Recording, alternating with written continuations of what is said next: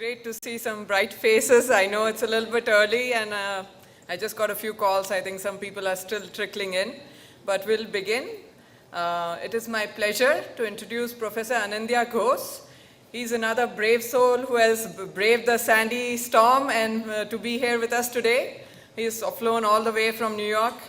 So welcome, Anindya. Professor Anindya Ghose is an Associate Professor of Information, Operations and Management Sciences and Robert L. and Dale Atkins Rosen Faculty Fellow at New York University's Leonard N. Stern School of Business.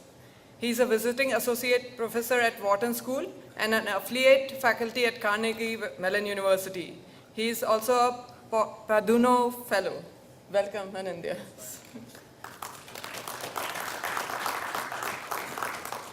Thanks, Rima. Good morning. Thanks for being here this morning. I know it's Saturday. So what I plan to talk about this morning is some of my ongoing research in the space of mobile, combined with my ongoing research in the space of big data. So at NYU, with another colleague, Vasandar, I run a center called the Center for Business Analytics. And we just launched this 2 months back. And some of the projects that we've been interested in this space involve trying to understand causal user behavior in the mobile space. Right? So, so the story starts about 4 years back. I first saw this sentence somewhere on the World Wide Web that we live in a world of smartphones and stupid people. Right? And of course, I was in splits when I first saw it, but it sort of triggered an intrinsic curiosity in me to go ahead and study what is it that we actually do with our mobile phones as users. How do we use it? Right? And so that started a multi-year, multi-country research program in this space. And one of the reasons why I thought this is fascinating is because if you take any part of our lives, I can't imagine a single part of our life which is not influenced by mobile device in one form or the other. Right? How many of us here have smartphones? Okay? Almost everybody, right? So think about what you do with your smartphones throughout the day, right? Mobile phones have evolved a lot over the years. We've come a long way from those bulky feature phones to the smaller feature phones to more sleek mobile phones now. And in fact, case in point is this is the fastest adopted technology ever in terms of penetration and user adoption. We have adopted mobile devices faster than almost any other technology that exists out there in the world. Going back, as I said, when you wake up in the morning, what do you first do? Many of us, you check your email, you open up the weather app, you check your weather, you log on to a social networking site and you post an update or you comment on somebody else's post. If you're a fitness freak, then the app that might actually tell you what you should be exercising on a certain day, what you should be eating. When you're traveling, you might be taking photos, pictures, and uploading them on social networking sites, right?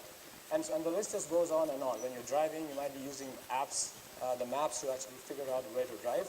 So, my point is that over the years, I've realized that I think the right word is be addicted to our mobile phones, right? If there's one thing that we don't forget to take away when we leave home, that's our mobile phone, right? So I might even argue that we're obsessed because no matter where we are, right, we need our mobile devices, right? How many of us sleep with our mobile devices on our bed? I do, right? And when you first walk into a restaurant with a group of friends, what do you first do? You check in, right? Check into Foursquare or check into Facebook, right? So no matter what you're doing, and we're not too far away from a world where we might even be doing this, right? If someone's in trouble, right, the first thing we'll do is take a picture, upload it on Facebook, get lots of likes and comments, increase our cloud score, and then figure out what to do with the person, right? And this isn't happening only during leisure time, right? So, there's an Angry Bird effect that's out there now, which basically says that, at least in the US economy, the Angry Birds game, the popular Angry Birds game, has cost us $1.5 billion in productivity loss, right, over the years. So, the next time when your boss asks you, well, are you giving 100% at work, right? And you say, yeah, I am giving 100%. What you probably really mean is you are giving 100% over the entire week, right? Not on a single day.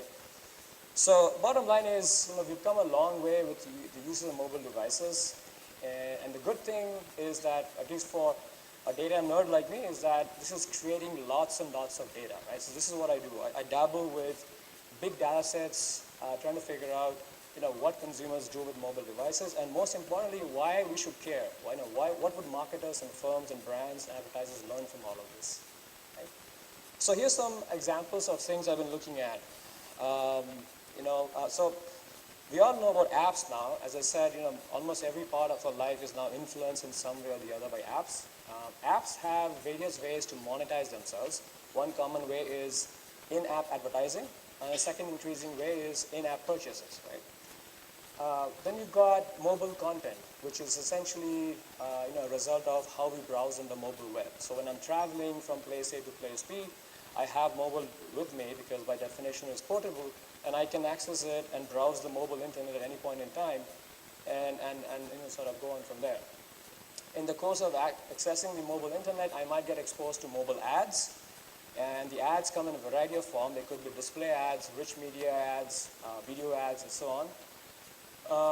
And mobile commerce is finally here, right? So we've been hearing about mobile commerce for a while, but yeah, it's finally taken off.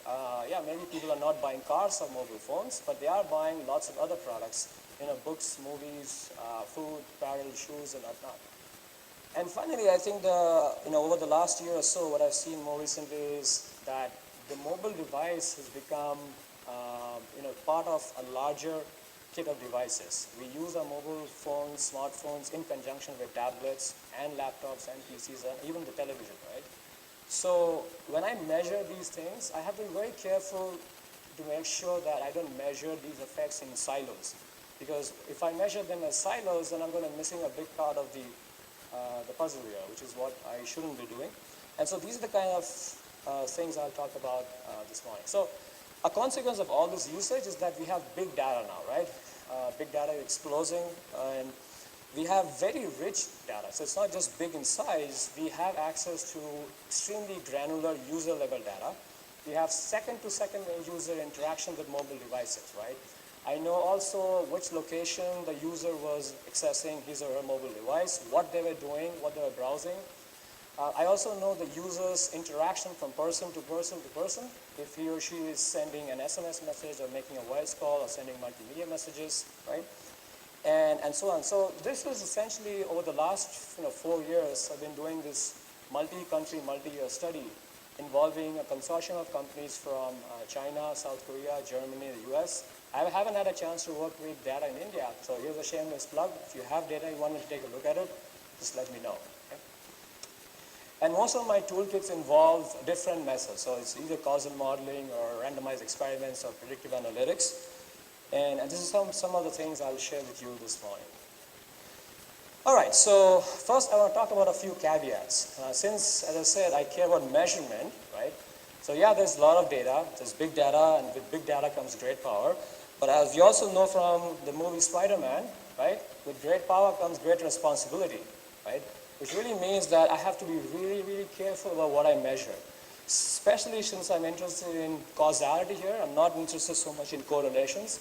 I have to be very, very careful about understanding how the data is generated across all these devices and across all these platforms, right? So Albert Einstein said famously many years back that, not everything that counts can be counted, and not everything that can be counted really counts. And I can't imagine this to be more true than in the domain of mobile. Because what I'll show you next is at least 3 different reasons why one has to be careful about mobile measurements. What is fundamentally still problematic with mobile analytics is the way the data is generated in these devices. Okay? So yeah, I mean, mobile is the most measurable channel, but it has unique measurable challenges as well, right? So first of all, when I look at the data, I have to make sure I understand that the smartphone, obviously it's not the laptop, right? It's not the PC or the Mac, but it's not a tablet either, right? And when I look at data, I have to first figure out if the data is coming from a tablet or from a smartphone, if not from a PC. So there are 3 main challenges that exist with mobile analytics today, and they all have to do with how the data is generated. Okay? The first big challenge is that usage is very diverse. Okay? And I'll talk about what that I mean by that, but it really reflects the fact that we have so many different devices, so many different platforms, so many different operating systems. The second is the ecosystem is very fragmented, right? And the third is that persistent identity, identifying a user from media to media, from device to device, okay, across time is still a challenge, right? Because cookies do not work in mobile phones. Right? So we have to figure out other ways to get around this, right? So when I say usage is diverse, think about this, right? Modality, we can access mobile phones either to use as an SMS device or to use apps or to use the mobile web. We could use a smartphone or a feature phone or a tablet. We could use a variety of different browser types. We could use a variety of different OS, Android and iOS, and I'll be kind, Windows and BlackBerry as well. But bottom line is, whenever I see data that's coming from mobile devices, I have to figure out all of these first, if not more than that. So this results in data silos, right? So when I'm looking at data in mobile from all of these companies, I see that data is actually generated in silos. And so I have to first figure out how to integrate them. Okay? And that's a non-trivial piece of work, because carriers often strip out a lot of this information, right? So in web analytics, we can use IP addresses to actually uniquely identify visitors or cookies to identify visitors. That doesn't work with mobile, because the IP addresses that you see are actually the IP addresses of the network access providers. It's not the mobile user's IP address, right? The mobile ecosystem is fragmented. Like, think about all the players who are involved in the data being generated, right? So first you've got the carriers, and these are some examples from the US. But in India, think about Vodafone or Airtel, right? You've got publishers. You've got the CNNs and the Times of India and ESPNs. You've got a variety of OEMs, Samsung, Apple, Motorola. You've got different operating systems. You've got a different bunch of ad networks who control all the ad exchanges and the ad inventory. And you've got retailers too, and the fact that a lot of these retailers like iTunes and Google Android are trying to integrate mobile payments through their own system makes it even more non-trivial to figure out what the source of the data is, right? So again, the second thing I have to figure out when I take a look at data set in mobile is which of these players was involved in the generation of that data set, right? Because